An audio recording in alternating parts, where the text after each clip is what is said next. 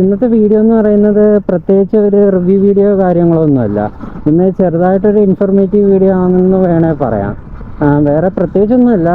നമ്മളിന്ന് സംസാരിക്കാൻ പോകുന്ന സബ്ജക്റ്റ് എന്താണെന്ന് ക്വിക്ക് ഷിഫ്റ്റർ, എന്താണ് ഓട്ടോ ബ്ലിപ്പർ, അങ്ങനെ കുറച്ച് സംഭവങ്ങളാണ്. നമുക്ക് ഫസ്റ്റ് ക്വിക്ക് ഷിഫ്റ്റർ എന്താണെന്ന് തന്നെ പറഞ്ഞു തുടങ്ങാം. ക്വിക്ക് ഷിഫ്റ്ററിനെ പറ്റി പറയുന്ന ടൈമിൽ നമുക്ക് ക്ലച്ച് പിടിക്കാതെ ഗിയർ ഷിഫ്റ്റ് ചെയ്യുന്നതിനാണ് ക്വിക്ക് ഷിഫ്റ്റർ എന്ന് പറയുന്നത്. നമ്മുടെ ഇപ്പോഴത്തെ ഒരുവിധപ്പെട്ട എല്ലാ ബൈക്സിലും ക്വിക്ക് ഷിഫ്റ്റേഴ്സ് വരുന്നുണ്ട്, അതേപോലെ തന്നെ ഓട്ടോ ബ്ലിപ്പേഴ്സും വരുന്നുണ്ട്. നമുക്ക് ബ്ലിപ്പേഴ്സിൻ്റെ കാര്യം കുറച്ച് നേരത്തേക്ക് മാറ്റി നിർത്താം. നമുക്കിത് കഴിഞ്ഞിട്ട് ബ്ലിപ്പേഴ്സിനെ പറ്റി പറയാം.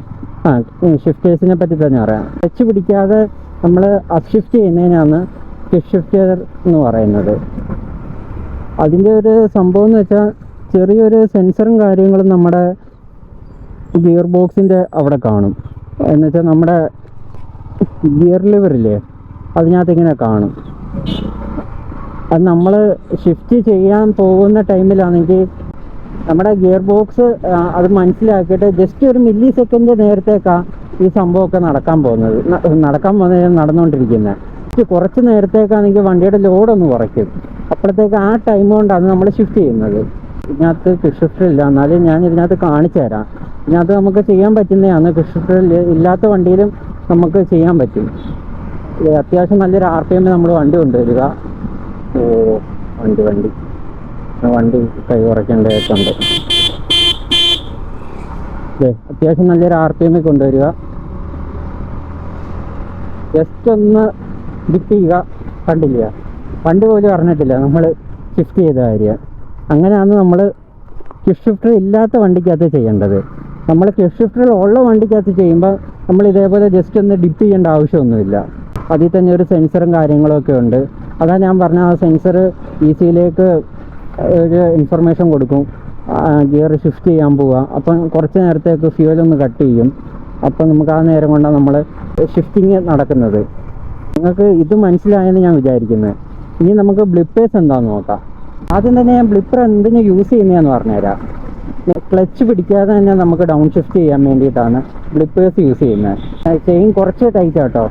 നമുക്ക് അപ്പ് ഷിഫ്റ്റ് ചെയ്ത് കാണിച്ച പോലെ ഇതിനകത്ത് ഡൗൺ ഷിഫ്റ്റ് ചെയ്ത് കാണിക്കാൻ പറ്റത്തില്ല. മറ്റേ ചെയിൻ ഡ്രൈ ആയിട്ടിരിക്കുക, അതിൻ്റെ ഒരു പ്രശ്നമുണ്ട്.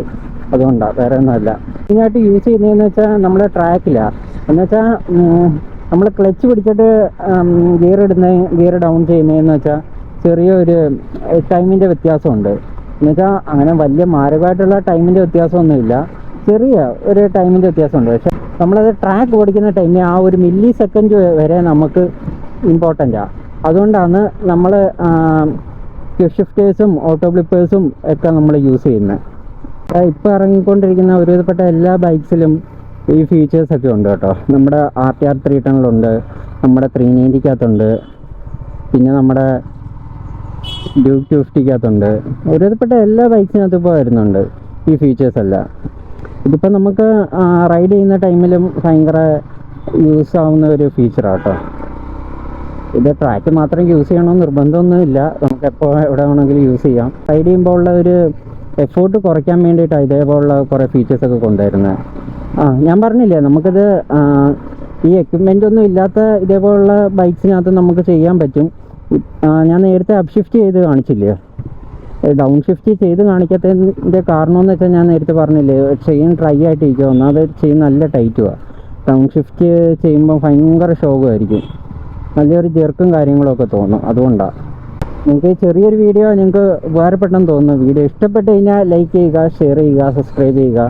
നമുക്ക് അടുത്തൊരു വീഡിയോ ആയിട്ട് അടുത്ത ദിവസം കാണാം. അതുവരേക്കും ബായ്.